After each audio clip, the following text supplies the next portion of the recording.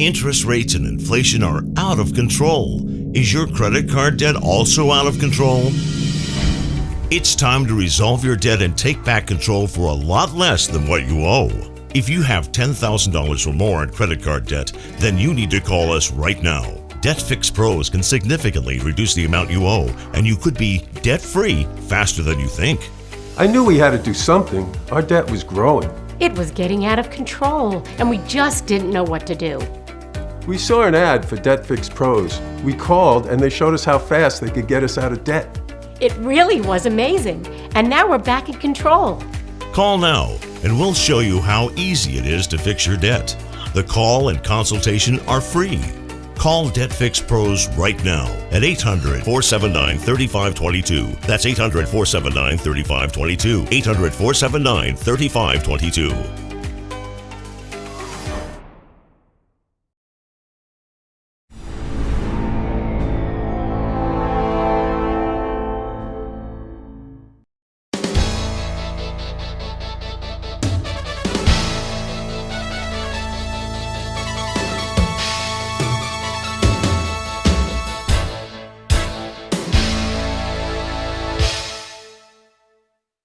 Welcome to the Turnpike Sports Spotlight. Dave Weishuttle with you. Anyone out there who follows sports has heard of FanDuel and DraftKings. I'm sure you've seen the television commercials, but not a lot of people know how they came into existence or how they changed the sports scene forever.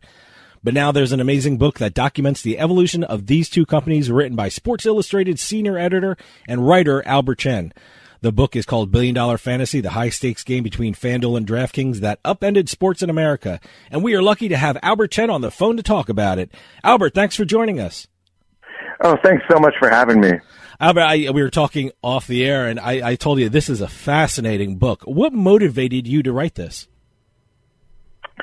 Well, I think we were talking about 2014, 2015 specifically, and when you were getting sort of these requests from, whether it's FanDuel or DraftKings about doing advertising with you guys. And, maybe you didn't know the whole story of what these companies were or what these types of daily fantasy games exactly were. And then they had this explosion of advertising in 2015, and they were everywhere. And I actually started playing, because I'm a big fantasy sports guy, and started playing their product very casually in 2014, actually. And, I thought they were pretty fun, and I could understand why people liked, their product. Didn't love that I lost some money, while playing them. But, and then sort of fast forward to 2015, the fall, there's just like this onslaught of advertising. And that was when I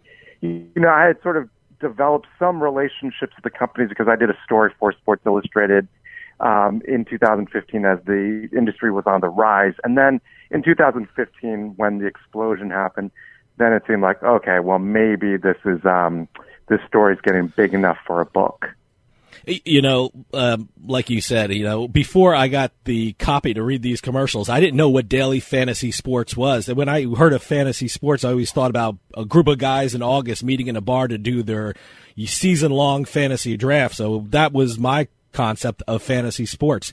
When you first started doing this story with FanDuel and DraftKings, did you have some preconceived notion of what these two companies were all about, or did you go into, fantasy sports were the season long, and let's see what these guys are doing with regard to fantasy sports? I had maybe some preconceived notions of, I thought, okay, well, clearly these guys know what they're doing, and, it's this very much startup story of just like few people with this passion for fantasy sports and passion for sports and kind of the entrepreneurial spirit, and let's see where this goes. So, you kind of hear that startup story again and again come up. Usually it's someone pretty passionate about sports. What was so interesting is that specifically in the case of FanDuel, it was actually 5 people from the UK who weren't sports fans, American sports fans at all. And in fact, the person who was behind the onslaught of advertising was a, woman, a mother in Scotland who didn't follow sports, still doesn't follow sports. And so, my preconceived notions were turned upside down, and I think that's what kind of really attracted me to the story. And so what you have here, as I mentioned, FanDuel, UK guys who started this company, weren't sports fans, DraftKings, three serious sports fans, actually not sports fans, but two of the three were sort of big sports fans, but really three guys who were in Boston and big sort of startup guys who really had a dream of making this kind of almost like a Facebook of sports that really was a startup that was going to change the way people consume sports. That's what fascinated me in the first place. I mean, you have two groups of founders. They have the same fundamental concept and same sort of business plan for their two companies, but they came from totally different backgrounds and I guess totally different approaches. Like you said, one were sports fans and the other ones were not. That's right. And so what you get into now is a question of, okay, well, how did it actually benefit them that when they grew their business that they weren't sports fans in the case of FanDuel, which actually came, well before DraftKings, and they sort of grew their company in interesting ways where they were sort of, in a lot of ways, marketing to people like them who weren't sports fans and, okay, well, maybe our product can reach people who, aren't hardcore sports fans, but are looking for ways to, engage in sports or have skin in the game and be interested in sort of, being engaged with friends who are sports fans. So it's kind of like an interesting case study of two companies with completely different approaches. When both these companies formed, what were some of the challenges that they both had to face and overcome in order to get both their companies off the ground? Well, a lot of it, really the crux of the thing, the tension and the conflict of the story is pretty much this question of, okay, well, like if you are, playing fantasy sports, that's kind of like this friendly competition, as you mentioned. I'm sure you have friends and, who kind of fly in for an auction, and, have 12 guys at a bar and once a year kind of like, it's totally like a friendly sort of competition with, some money on the line, but not a ton of money. So like what happened was these companies put a lot of money into sort of the stakes, so it wasn't just like this long season-long slog. It was like every day you put in money and you can win or lose based on what happens in that day. So if you got an NBA game that night, you put some money in on certain players, kind of like a fantasy team, but it's dependent on how they do on that specific day where you win or lose money rather than entire season. So the problem for them was suddenly regulators and lawmakers kind of looking at this and saying, like, why isn't this gambling? Gambling is illegal outside of sports gambling is illegal outside of, Vegas and Nevada and a handful of states. It certainly is far from, widespread in the U.S. So how are these companies permitted to exist? And so that was really their biggest question that they really had to kind of face a reckoning with once they had like all these ads in everyone's living rooms. Everyone was like, how is this legal? How is this not sports gambling? And that was a legitimate question. It was interesting. Certainly finding funding for any startup company is a challenge. But I thought it was interesting the way they had to look for money when they had a product that was really in uncharted territory. What was their challenge in getting the initial startup and finding continued amount of funding? Well, it was convincing people, investors with money, media companies, but also private equity and venture capital firms who just, have a ton of money and are looking for startups that have just massive potential. And I think what these firms and, investment groups and, essentially just backers who can really turn your startup from three guys in a closet spaced place in a townhouse into a company with, okay, maybe 50 people or 100 people. So you have to sell them on the upside. And what the upside was the fact that this thing is bigger than fantasy sports, actually. It's really about gaining people who are, again, sports fans who are just interested in having, making their, weekends, Sunday afternoons, watching NFL games maybe just a little bit more interesting, or having reason to watch. And the reason to watch is to see if you're going to make maybe $5, $10, $15, $20. And then things got a little out of control with some people with, in some cases, hundreds of dollars and thousands and tens of thousands of dollars at stake. And the stakes just kept getting bigger and bigger and bigger. And so what the investors saw was, okay, well, if you have people willing to spend money and potentially lose money, and they're okay with that because it's an entertainment product. Well, if we get, 10 million people playing our product, well, that adds up to a lot. So it was really getting investors buying into this idea that, okay, this is actually bigger than just this kind of quirky, weird daily fantasy sports game, but it's something more massive. It's about fantasy sports, but it's also about really what effectively is sports gambling at the end of the day. In my experience with daily fantasy sports, I found it to be a male-dominated type of business, but it's fascinating to see that it was a woman who shaped and influenced the business model of daily fantasy sports. And you mentioned her before. Tell me a little bit about Leslie Eccles, who was the co-founder of FanDuel. I thought she was the most fascinating person that you described in the book. Yeah, I mean, what I wanted to do with the story is really tell the story just through a few characters. I don't think that, recounting sort of just the events and kind of painting a picture of like how these companies came to be in broad strokes would be sort of like a compelling book. You can kind of get that from, Wikipedia and just kind of reading about the company. So really wanted to focus on the characters. And, as you mentioned, sort of like what sort of drew me into this story was really kind of telling the story through characters that you wouldn't expect to be sort of at the center of the story of startups and sports gambling and fantasy sports. And, Leslie Eccles is kind of like an extreme sort of example of, what these companies, and really, I mean, honestly, like kind of companies beyond FanDuel and DraftKings. I mean, there are many other companies that were sort of in this sort of race to win the market. And she, look, she's a woman, and this is a very male-dominated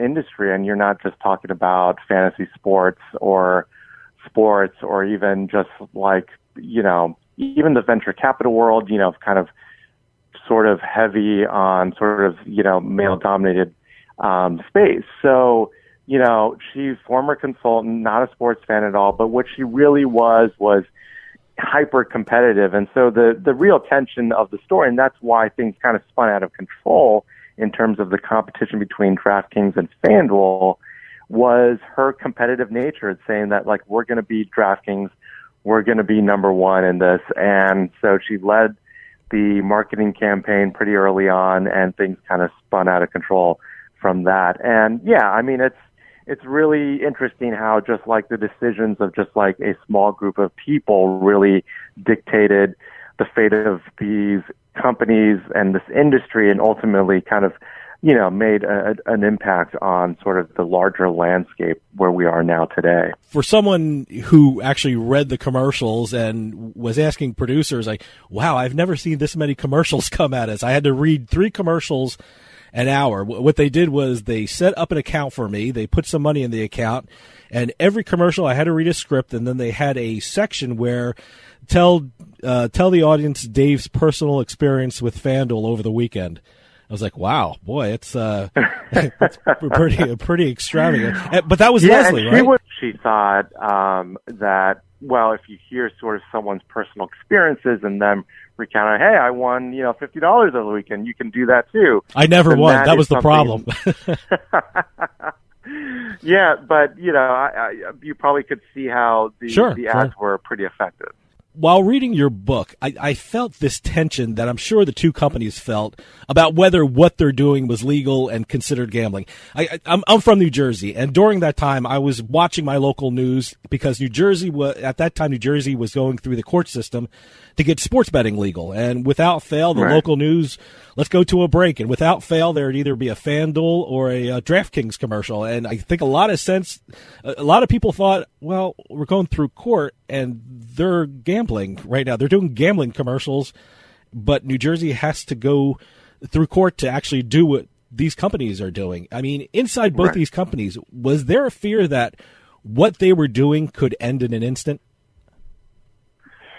Well, there was so all the ads happened, and then, there was sort of this turning point where there was a kind of a scandal, really, that was kind of splashed over headlines regarding a player who, was alleged to have used insider information to win a lot of money. And so the allegation was that because he worked at DraftKings, he was privy to some insider information, and he was actually playing on FanDuel, and he won $350,000 on a tournament. So that set off a lot of red flags in the media, and then ultimately with, attorneys general across the country and just, Department of Justice, and what is going on here? Are these companies just fleecing their customers? And so once the states got involved and started actually shutting them down because there were concerns about initially this insider trading deal,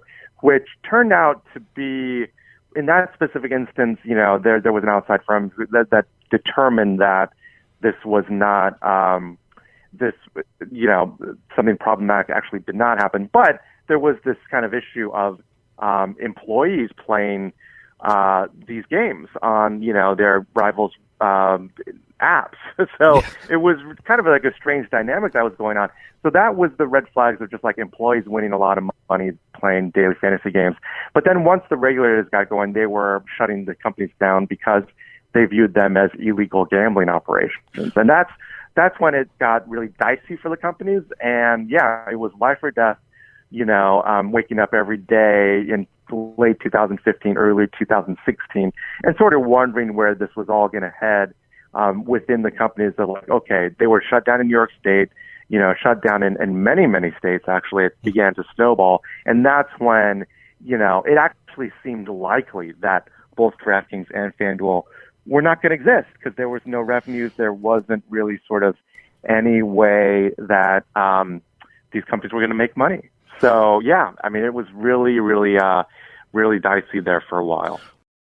Well, let me ask you about that. The employee's name was Ethan Haskell, which was a very interesting part of the book.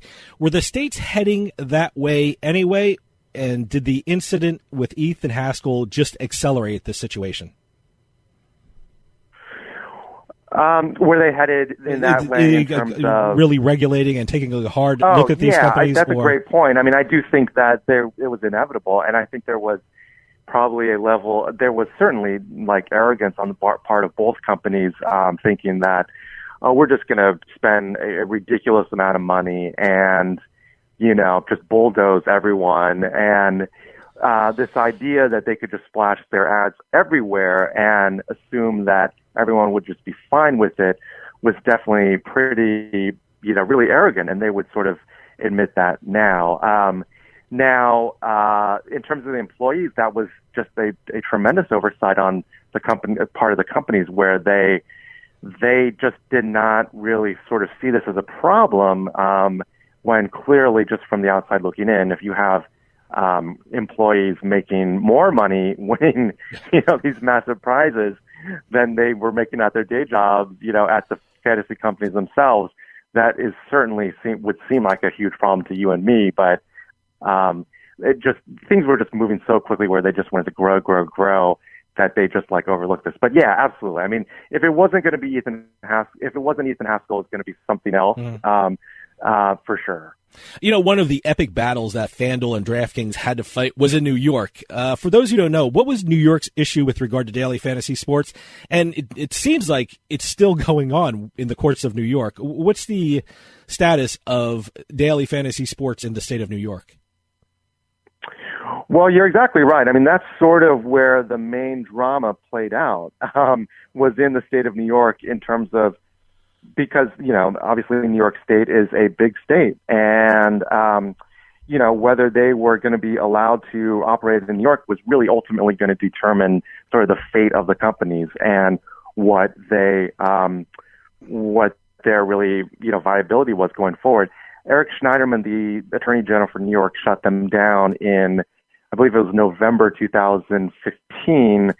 He saw all the ads, things snowballed, and his determination was that there was, a few things. I mean, the fact that certainly that these companies were kind of pretty clearly sports gambling companies, and sports gambling is illegal in New York State, that was a problem. But also the fact that, what he actually targeted was the advertising and kind of these ads telling you and me that we actually have a chance to win a lot of money. In fact, have a really good chance at that, when in actuality, the odds are pretty slim because, you're playing against people who really know what they're doing, and the odds are just like really stacked against you. So ultimately what happened was that they settled. I mean, the two companies did pay a settlement with the state, and there was a daily fantasy sports bill that passed in New York, so that daily fantasy was legal in New York and in New York going forward. So that was sort of dicey, and that was sort of resolved in the fall of 2016. But now, there is a continuing drama. I think that it sort of changes every day in terms of daily fantasy. Yeah. But I think now we're getting to really what is the larger picture, and really sort of the more important sort of story is, sports gambling, because now FanDuel and DraftKings are sports gambling companies, and it really is about the legality of sports gambling in states like New York and states where it is currently illegal. It's legal in New Jersey. DraftKings and FanDuel are thriving in New Jersey because you and I can bet on our phones in New Jersey. Mm-hmm. But the question now is, how quickly are people going to be able to do that across the country? You mentioned sports betting, and I found it very interesting in your book that you described the sports betting establishment in Las Vegas. How did they view daily fantasy sports? Did they see it more of a new opportunity, or was it a threat to their monopoly on sports betting? Well, they certainly perceived it as a threat to their business in sports gambling. Now, I would argue, and I think a lot of people would agree with me now, is that in actuality, the daily fantasy sports product was not a threat because it was pretty small peanuts compared to what their business was. Now, was there a threat of them chipping away at their business and certainly potentially, you get into daily fantasy, you're ultimately going to be into sports gambling. I think that, that those are legitimate questions. But, Vegas, in terms of their casinos and their sports books, I mean, they certainly viewed these companies as a threat and were certainly, big adversaries against what the growth that these companies were experiencing, particularly in Nevada. So, there was certainly, I mean, Nevada, shut them down, and for a long period of time, like those two companies, it's funny because the landscape changes so much that actually, I'm not sure in terms of daily fantasy what their current situation is in Nevada, but I'm almost fairly certain that they certainly in a number of states, FanDuel and DraftKings are not able to operate their daily fantasy operations. But what I will say is their business is really about sports wagering going forward, and that is now sort of the big play for not only them, but certainly for Nevada, those casinos there, and for these major gambling companies and entities and media companies going forward. I got to ask you, in your opinion, would we have sports betting today if DraftKings and FanDuel did not come out with daily fantasy sports? I mean, did the daily fantasy sports allow for an easier transition to sports betting? Well, I don't think anyone say the transition was easy, certainly for these companies, but I see your point. It's a great question because things, I think did accelerate faster. No doubt they accelerated faster than what any of us expected. And it is a good question. We certainly would not be in this exact point without these two companies. I do think what's interesting is, New Jersey is a good example and really at the forefront of what things are, the way they're headed and the way where we're going forward. And look, DraftKings and FanDuel are the two biggest players. FanDuel is the biggest in New Jersey. And so, given that logic, I think certainly like going forward to view these two companies as positioned to be very well positioned to be the two main sports gambling players in the country tells you all you need to know. I mean, I think that, they are well positioned in terms of getting their customers. And the awareness that their ads did was just like, at least get the conversation going. You had a lot of media covering sort of the intersection of money and sports and mobile sort of games. And so like it was just in the conversation and certainly got on the radars of states. So that really sort of accelerated things in a large sense. Now, I do think sports gambling, nationwide is inevitable, but, we're still at a point where in New York, you can't wager on your phones and have to go to, these two casinos upstate to do it. And in the vast majority of states, sports gambling is still not legal. You mentioned it. Not only FanDuel and DraftKings are the top daily fantasy sports providers, but they're also two of the most successful sports books in this country. I got to ask you, would one company be as successful if it wasn't for the other one being there? I mean, do you think they drove each other to the success they enjoy today? Well, it's not only driving each other to the success, and that's a great point because it really is like an escalation that they just like were hyper competitive and just like went after each other and spent a lot of money and got that awareness out there. But, on the flip side is they would not have had, they were really in turmoil in 2015, 2016, and they would not sort of be in that position to the point where they really almost were completely decimated.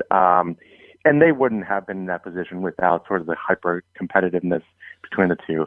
But, they pushed each other to innovate, to really sort of get going in terms of innovation and really pushing each other to just be as the best version of this that they could possibly be. So in that sense, I think they pushed each other without question. But yeah, it was really, this hyper competitiveness, like in one sense, they're still standing and well positioned, but in another sense, they were really battered in ways that they, I think a lot of the employees still go through PTSD in terms of some of the just, they had questions about whether some executives were maybe even going to go to jail. So that was really sort of, it was a traumatic time personally for a lot of people within the companies. I got to tell you, it seems like these two companies are always in the news. Is it just the nature of their business that there are always going to be controversies regarding their services?